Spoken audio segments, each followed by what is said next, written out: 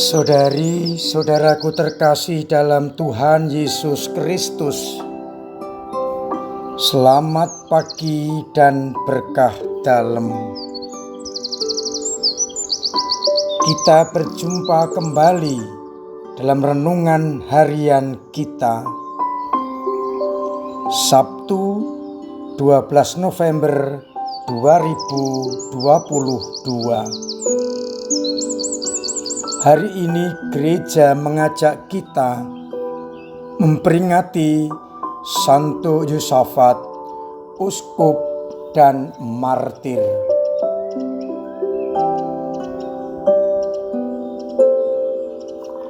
Ia bernama kecil Johannes Kuncewicz dari Rusia, dan ia diminta oleh orang tuanya untuk studi dalam ilmu perdagangan. Ia rajin bekerja dan sangat bersemangat. Namun tidak lama kemudian, niatnya, bakatnya bukan pada bidang perdagangan, melainkan ia lebih tertarik pada hal-hal kerohanian. Waktu itu di Rusia kacau balau akan adanya skisma yang timbul di kalangan umat, di mana umat atau gereja ada yang memutuskan hubungan dengan Vatikan atau Roma dan tidak lagi mengakui Paus sebagai pemimpin. Yohanes ini dengan tidak menyerah terus membina hidup rohani dalam kegiatan liturgi. Ia selalu aktif dalam upacara-upacara di Gereja Tritunggal Maha Kudus.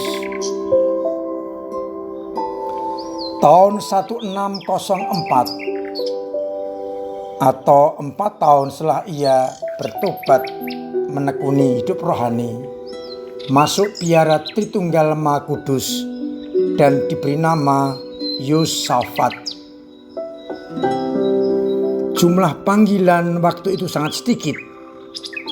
Bahkan di biaranya hanya ada calon, yakni dia sendiri dan pemimpin biara. Selama 3 tahun mereka berdua menekuni hidup bertapa, berdoa, bermeditasi, dan bermati raga dengan tetap berdoa untuk kesatuan Gereja Ortodoks dengan Vatikan di Roma. 5 tahun kemudian, tahun 1609, ia ditabiskan menjadi imam, dan 8 tahun kemudian ditabiskan menjadi uskup Polotsk. Ia sebagai uskup yang sangat saleh, keras terhadap dirinya sendiri, tetapi sangat murah hati terhadap sesamanya. Ia berusaha untuk terus menciptakan persatuan gereja agar tetap bersatu dengan gereja di Roma dengan Paus sebagai pemimpinnya. Pelan-pelan Rusia pulih kembali dan beberapa kelompok atau orang kembali mengakui Paus sebagai pemimpin. Banyak orang memusuhinya, tetapi Yosafat tidak pernah takut karena ia percaya akan bimbingan Tuhan. Bahkan ia bersedia menyerahkan nyawanya untuk cita-cita persatuan gerejanya. Pada tahun 1623, ia pergi ke kota Witebsk, benteng orang skismatik, untuk menyampaikan khotbahnya mengenai perlunya persatuan Gereja Kristus. Sementara itu musuh-musuh tetap mencari jalan untuk membunuhnya. Tanggal 12 November sudah misa, beberapa penjahat musuhnya masuk ke dalam kediamannya dan dengan kejam menyerang, membunuh pelayan-pelayan. Uskup yang saleh ini, Yosafat, tampil dan berani mengatakan, "Aku inilah yang kamu cari.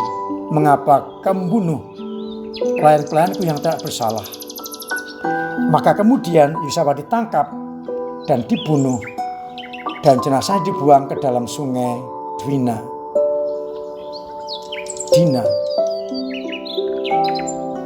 Kemartirannya membuka banyak orang skismatik, yang kemudian banyak yang bertobat kembali kepada pangkuan Gereja Katolik dalam persatuan dengan Uskup Roma. Kita bersyukur atas orang kudus ini, dan semoga semangat kemartiran untuk persatuan gereja menjadi semangat kita bersama. Saudari-saudaraku terkasih dalam Kristus, bacaan dalam Ekaristi hari ini. Dalam bacaan yang pertama, surat ketiga Yohanes bab 1 ayat 5-8, diingatkan oleh Yohanes, kita wajib menerima para pelayan jemaat agar kita boleh mengambil bagian dalam karya mereka untuk kebenaran. Sedangkan pada bacaan Injil, Yesus mengajak kita untuk berdoa tanpa jemu-jemu dengan menyampaikan perumpamaan seorang janda dan hakim, di mana hakim ini awalnya tidak mau mendengarkan atau membenarkan perkara janda ini, tapi karena merasa terganggu, akhirnya permohonan sang janda dikabulkan. Tapi yang menarik adalah bagian akhir. Akan tetapi, jika Anak Manusia datang, adakah ia menemukan iman di bumi ini? Saudari-saudaraku terkasih dalam Kristus, Yesus berulang-ulang mengajarkan kepada kita tentang doa. Entah itu bagaimana kita berdoa, entah itu isinya doa apa, dan sekarang ini bagaimana kita harus berdoa tanpa jemu-jemu. Dasar yang dipakai oleh Yesus agar kita memohon dengan tidak pernah berhenti adalah keyakinan akan kebaikan Allah yang peduli kepada anak-anaknya, akan Allah yang berbelas kasih, Allah yang mendengarkan permohonan orang-orang yang berseru kepadanya. Tentu mengandaikan orang juga memohon tidak jemu-jemu, tidak putus asa, tidak pantang menyerah, karena diberi keyakinan Allah pasti mengabulkan. Dengan kata lain, permohonan kita harus kita panjatkan di dalam iman yang benar, bukan dalam keegoisman, tetapi dalam iman yang benar. Iman akan Bapa yang baik, yang akan memberikan kepada kita apapun juga yang kita minta. Tetapi sekali lagi, yang dikabulkan adalah permintaan yang tidak membahayakan kita, manusia. Kita yakini dengan iman bahwa permohonan kita yang kita sampaikan dalam iman yang benar pasti akan dikabulkan.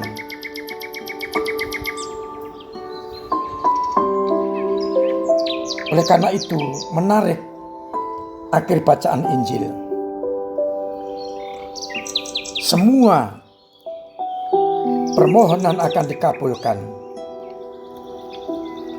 asalkan disampaikan di dalam iman yang benar. Maka bagian akhir Injil menentukan, akan tetapi jika Anak Manusia datang, adakah ia menemukan iman di bumi ini? Kalau kita beriman dengan sungguh-sungguh, maka apapun juga yang kita minta akan dikabulkan, asal tidak membahayakan iman. Dengan demikian semakin jelas permohonan kita harus kita ungkapkan di dalam iman yang benar.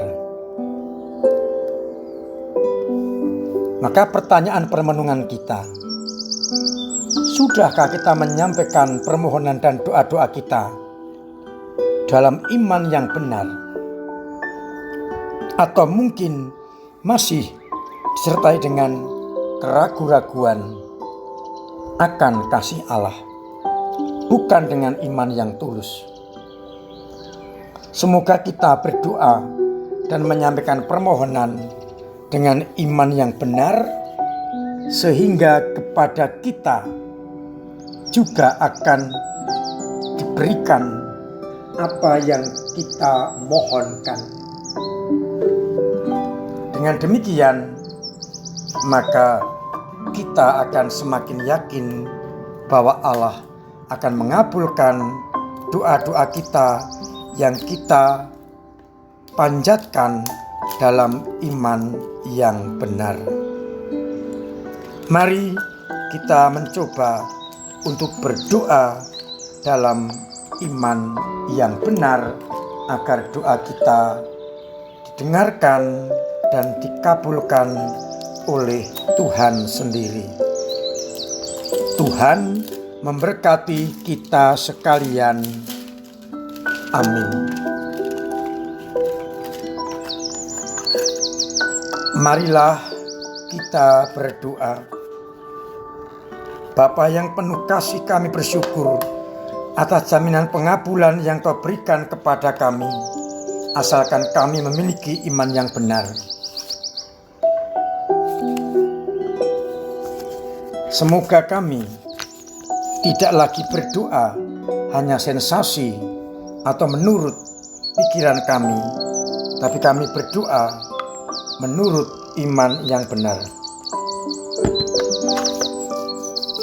agar akhirnya apa yang kami doakan, yang kami mohonkan ini sungguh berkenan kepadamu dan Engkau kabulkan.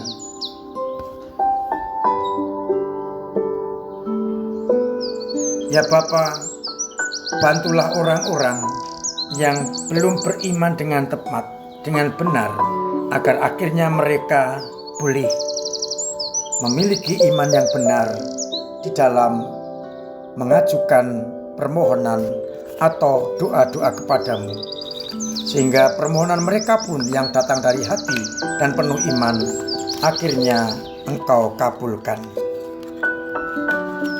Bapa, kami berdoa untuk umat-Mu yang sedang sakit, yang mengalami banyak tantangan kesulitan. Semoga Engkau bantu, Engkau rawat, Engkau dengarkan doanya, sehingga yang sakit Engkau sembuhkan, yang beban berat Engkau ringankan, yang punya persoalan Engkau urai, dan yang kesulitan ekonomi Engkau bantu. Biarlah akhirnya semua orang yang menderita, yang mengharapkan pertolongan dari-Mu, boleh mengalami cinta kasih-Mu. Kami masih ingin berdoa untuk Nawanto yang sedang sakit. Semoga Engkau jamah Engkau rangkul dan Engkau sembuhkan, Engkau singkirkan penyakitnya, sehingga boleh beraktivitas seperti sedia kala bersama dengan keluarga. Dan semoga Engkau senantiasa memberkati kami semua, Bapa dan Putera dan Roh Kudus. Amin.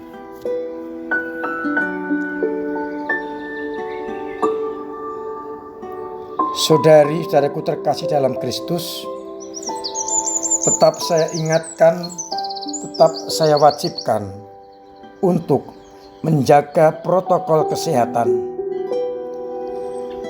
dengan pakai masker, cuci tangan, pakai hand sanitizer, jauhi kerumunan, perkuat imun, vaksinasi booster, dan pola hidup sehat agar kita tetap terbebas dari virus corona.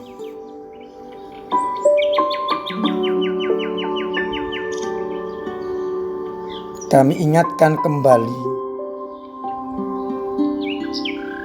bahwa agar kita mempersiapkan diri untuk perayaan Natal, tidak hanya perayaannya, tapi persiapan hati dengan menerima sakramen tobat.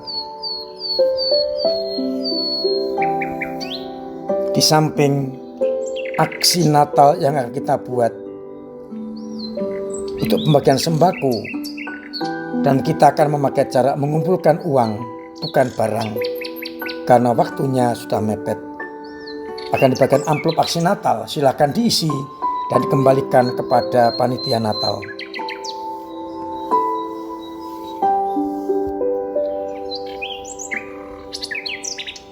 Saya juga mengingatkan agar kita bersama-sama ambil bagian dalam kegiatan menggereja, baik tenaga, pikiran, doa maupun dana. Khususnya dana pembangunan yang kita pakai untuk merampungkan pembangunan gedung serbaguna. Sekarang ini bangunan mencapai 40%. Masih diperlukan dana yang lumayan banyak. Maka saya mengundang panjenengan untuk ambil bagian terus dalam pendanaan dengan cara memperbanyak kolekte kedua, kolekte pembangunan. Scan barcode atau QR untuk pembangunan, transfer untuk pembangunan, atau tunai langsung kepada atau lewat romo paroki. Terima kasih kepada panjenengan yang sudah transfer kolekte pembangunan, QR ataupun dana yang akan semakin mempercepat proses pembangunan kita. Saya yakin panjenengan ingin segera menikmati bangunan itu. Maka mari bersama-sama bergotong royong dengan prinsip sithik ora ditampik, akeh saha pikoleh. Sedikit tidak ditolak, banyak semakin berkenan. Dengan demikian, kita akan benar-benar mewujudkan sebagai komunitas jemaat perdana. Tidak ada yang kekurangan, tidak ada yang kelebihan. Kita saling berbagi, memberi. Semoga dengan demikian kita diberkati oleh Tuhan. Dan yang terakhir, saya masih mengimbau, nanti mulai minggu depan akan ada edaran untuk mengucapkan selamat Natal yang ditayangkan sebelum Ekaristi pada monitor televisi di gereja. Tanggal 24, 25, tanggal 30 Keluarga Kudus, tanggal 27 hari ulang tahun Hari Pesta Nama Paroki Santo Yohanes Evangelista, dan malam tahun baru. Semoga kita saling membagikan kasih dengan saling mengucapkan ucapan selamat Natal. Akhirnya selamat pagi, selamat merenungkan, salam sehat, Tuhan memberkati.